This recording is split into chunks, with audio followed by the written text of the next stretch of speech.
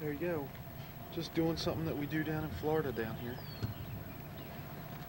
You just take a jig, or you can also take a tube bait or a crawl worm that's rigged with the heavy weight, and you just pitch it right into the middle of these pads and just wait until you feel the line get heavy with this storm that's come through. Fish moves back into the pad.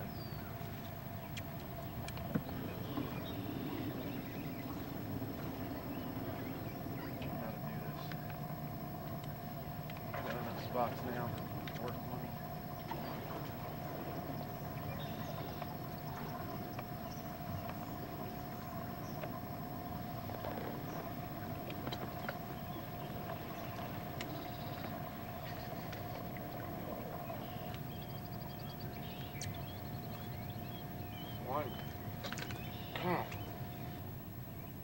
Or a pegged plastic like a tube or a crawl worm, but I just like the jig. I seem to be doing better with the jig today. What you do then is become a line watcher. You really do feel that. All that happened is my line ran to the side about 100 miles an hour, and you just set the hook as hard as you can. You need you want a medium heavy to a heavy action rod. I've got a medium heavy St. Croix rod. Spooled with tough line. Braided line is probably the best, but I've got a heavy mono 25-pound test. Take the bait. Seems like the smaller fish are out here on the edges, and the bigger fish are buried further in. I'll tell you a few reasons as to why the fish would do this when there's plenty of wood and grass everywhere else. We just had some rainstorms right before we got here. It's muddied up the water. The water that's in the pads is much clearer, so the bait fish have cooled up. Also, they want heavy cover. There really isn't wood cover that's heavy enough for them to bury themselves, especially at large numbers of fish. So they get in these tall pads that have grown above the surface. That's why when you get your bait down there, they hit it right away, because they actually don't believe it's fake. You know, when you're under there, they haven't seen any lures in there. So you actually want to throw it into the tallest pads. You don't want to work the pads that are easy to get through. You want the ones that are almost impossible to put your bait through. Just jig it up and down maybe 3 or 4 times. Give them a second to feel it, hear it, see it. If they don't hit it, pull it back out, flip it again.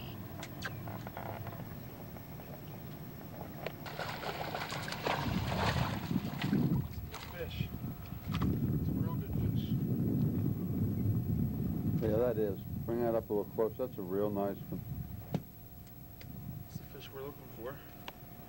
Take 5 of those in a tournament. I just lost one on mono. That's why I switched back to this braid, just like I was telling you guys earlier. You should probably have mono. I mean, you probably should have braid, not mono, so that fish didn't break me off. Oh, that's just on where we are. It's just a Terminator flipping jig, same jig you see us use all the time with the Zoom Super Chunk, same color, black and blue. Recessed eye helps you get it through the pads a little better. This right now is fusion, but any of the fire lines, the Stren Super Braid or spider wire all works. Want a 7 to 7.5 foot heavy action rod. Just want to put it right in the holes.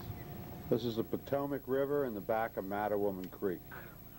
10 or 11. I lost one. Just 2 of them this size too, just before I put that braid on. We're still back in Mattawoman Creek. This is the Potomac River, Maryland. It's a good fish, man. Isn't that nice? Good fish. Hold on a second. Line out in some grass or some wood. Yeah. We ought to retire a line. You just want to always wet the line. If there's not water, just go ahead and spit on it and pull it down tight. Make sure it's all the way down. And take your line cutters.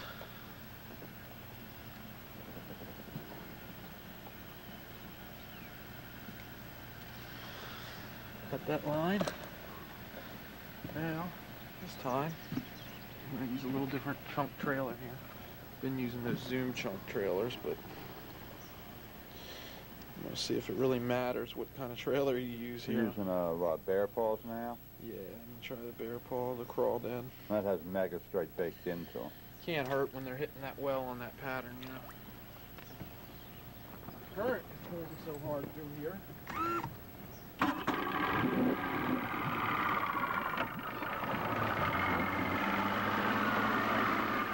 A woman throwing Senko into the grass. It's a nice fish. Kurt had another one on there that the line, since it's braided line, just bent the hook. It was weighed good 4 or 5 pounds. Would have been a nice fish. That's not giant, but it's nice. You can see it's all spawned out. Would have weighed another pound, you know. That's a 3-pound fish. Yeah. Ways down from Fort Washington, down from the spoils. This is called Little Hunting Creek. This is where Denny Brower won. 1998. We're going to run back up into here and just see what happens. The water's very muddy. We've had a lot of rain. We're going to check this out. It's Little Hunting Creek. Here we are back in Little Hunting Creek. Steve threw that gulp worm out off some sunken pylons here. Just using a small weight. This is a very, very small 32nd of an ounce. Turn that bass so I can get a look at her. It's decent. And what I've done was I'm casting to what looks like just open water. But this isn't open water. What this is there's cut off pylons and you can see them laying at different angles. All the way back to the boat and all the way back out.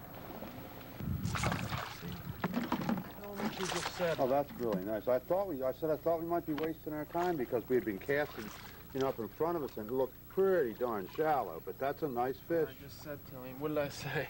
Yeah, you said, I don't know. I said, oh no, if you come back here, if you're going to commit to even coming in this creek, you have to go all the way back because that's where the fish lay. Okay, give me.